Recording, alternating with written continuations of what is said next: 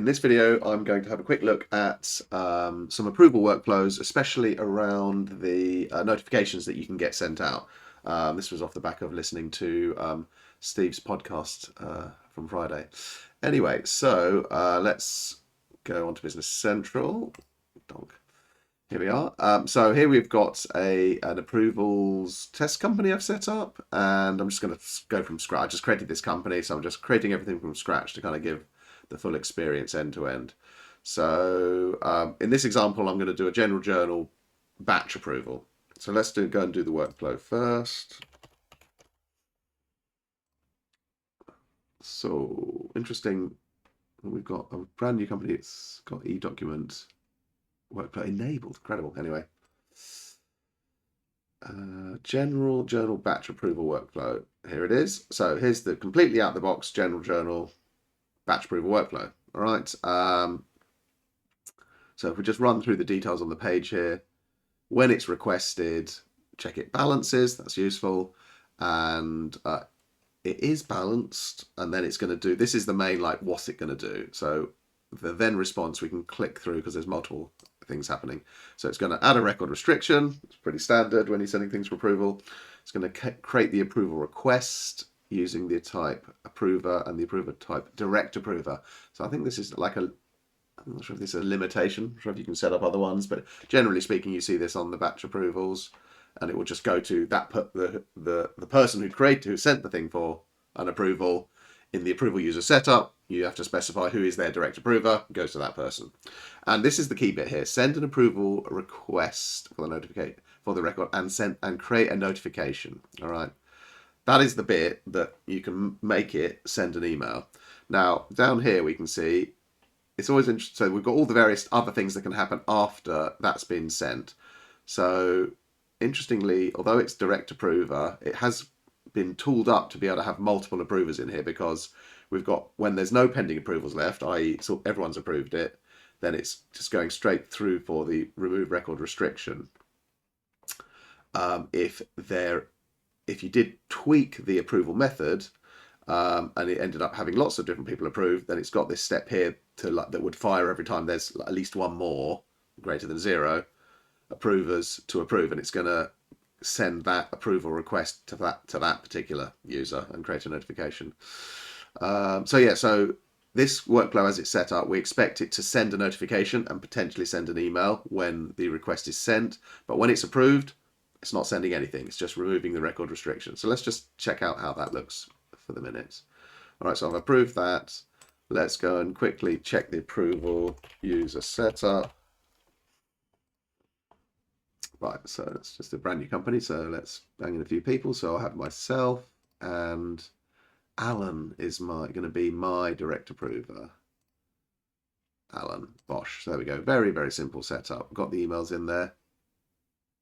That is that. I think that's new. Pulling in the emails. I'm sure you have to use to specify those. That's very handy, because emails not going out commonly. Not having the email here was a reason for emails not going out. So we've done the approval user setup. Now you can go and check the notification setup for individual users, but I recommend using the global one unless you want to do something special. Workflow notifications setup. So this is kind of the global setup. So it's got here, send an email immediately on new record approval of overdue. So there's really nothing else to do there. And then the final thing to do, of course, is check your email accounts. I did do the email accounts already and added the current user. Now this is on a CDX trial sandbox, and actually the M365 licenses are ran out. So I'll just look at the sent items in BC to see if emails got sent or not. So let's go and let's set up a journal. Journals. So let's do a monthly journal then. Test. Let's do, what should we do? Rent. Accrual perhaps. Oh, rent. What's that? Rent leases. Expenses. Yeah, rent expense. And let's just put in an amount here. Anything. And then let's pick a balancing account. Doesn't really matter where I pick it. I mean, that's not really that appropriate, but Let's find an accrual list. Accrued, other accrued days. Fine, so there's our journal. So the approval is turned on, so I can't just post this, presumably. Can't post it because there's an approval turned on, so let's send it for approval. Send the batch for approval. And we've got our, yeah, approval request has been sent. We've got the status showing up here, pending approval, happy days. And yeah, it's gone on our approval. So there we go. Let's move over to Alan's login. Here it is. It's just F5 the page there, and Bosch requests to approve one. So the directly inside BC, you know, it's pretty instantaneous. There's that general journal approval. Before we do approve that, let's just go back and look at the notification and emails that were sent. So sent notifications. Sent notification entries is a good place to look to see if things are actually going. If you're diagnosing, like, why didn't I get the email? Did it actually create a notification? No, that's the wrong one to check.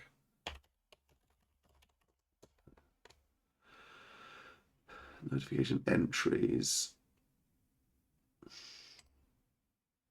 Right, so there we go. So the notification entries page shows that, yeah, as expected, just a moment ago, the admin, an action caused by the admin created a notification entry to get created.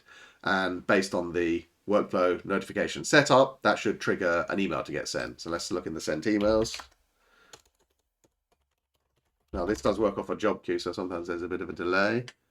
Sent emails, and there it is. All right, so we've got our notification overview. Hello, Alan. Hello, Alan. You know, then Alan, you know, would receive this obviously in his inbox.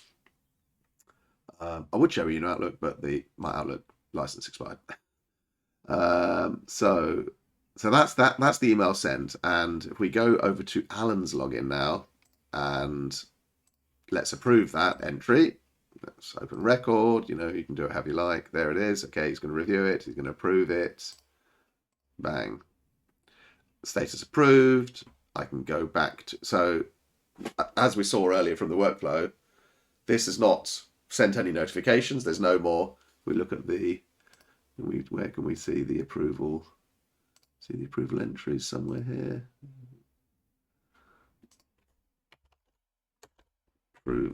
Approvals. So the approval entries, there's a single line there and it's status approved. That's it. There was nothing in that workflow to do any more notifications that it is approved. So that's it. We're finished. You know, there's nothing gone back to the original, happened to be admin login to say, like, you can go and post that now. I guess that workflow assumes that there's some other business process that you know, they're chatting to each other in the office or whatever. General journal. So if I go back to so there we go. That's got the status of approved, and now I can post that. It's just F9. And there we go. That's posted. Right. So that's scenario one. Let's change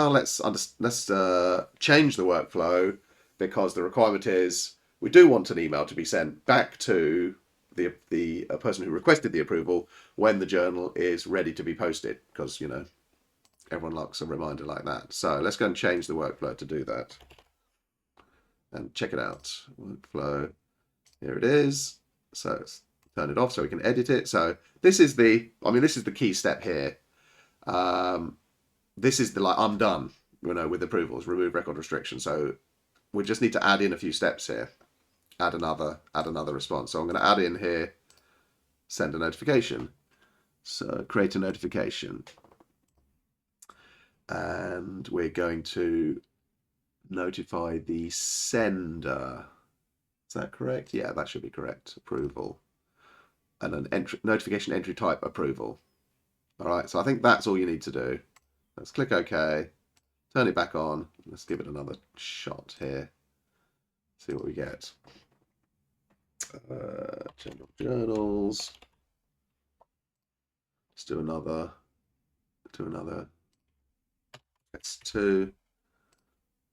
Set up any old random journal to send for approval. Let's leave that as it is for this time around. Right, so send approval request.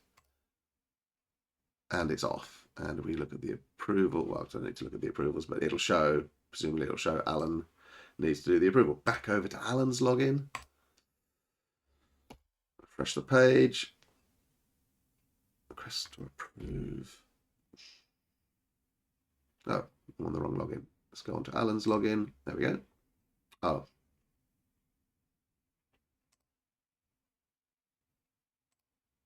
Right. Hopefully I did the right one. Request to approve. Right, there we go. We're now on. Yeah, we are now on Alan's login. Alan, yes. So there it is. There's the. Interesting. The amount is 0. Why is that 0? Open record. Oh, it's the balance is 0. Fine. Interesting. Okay. Anyway, let's approve that. Before we approve it, let's just check. Let's check the email got sent. Sent email. So we should see a second notification overview here. So that's the more recent one that we sent after we've turned on the additional notification to come back to admin once Alan approved it. So the expectation is, so we've got 2 emails. The expectation is once Alan approves the thing, that the system will create a third email and it will be sent back to admin to say, hey, Alan's approved that journal. Go ahead and, do what you need to do. So let's do that. Approve. That is approved. So that should have triggered all of the things I just talked about. Let's give it a moment because the job queue sometimes just takes a second or so. Let's look at the notification entries first just to see what's happened. Notification entries.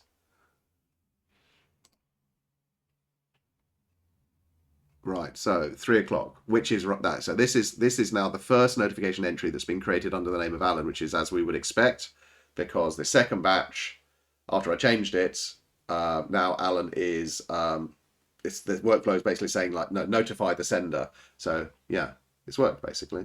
Let's check the emails. Now, depending on the email setting, Alan might only see his own emails, so there might just be the one here, but it should be going to admin is the most important thing. I've seen a couple here. So what have we got here? Notification overview. Oh, he's basically seeing everything. So these were both to Alan. So it hasn't created the email yet. Sometimes it's just a case of timing. 13 was the last 30 days. View policy. Let's just add Alan to be able to see everything. View all emails. Okay. Sent emails. There it is. There's the third one. Bang. So sender Alan. I mean, I'm sure he would have been able to see this anyway. And here we go. And this one is the one back to admin. Hello, Mr. Mod Administrator. General batch has been approved. So there we go. And then back onto the mod admin side. Yeah, well, there's nothing to see here, but obviously the journal has been approved. And if we could have accessed this person's inbox, they would have seen that email showing them that the journal batch had been approved. So there we go. That's it. Nice and easy. The main thing to remember on workflows is that the template ones are set up for a particular scenario. It's always worth having a look at the conditions, understand what they mean, have a look at the then response, and really, bear in mind that the template example might not be exactly meet your requirements, but just go in there and add more responses, add more actions if you need more notifications coming out or at a different time. It's usually pretty straightforward to set it up. That's everything.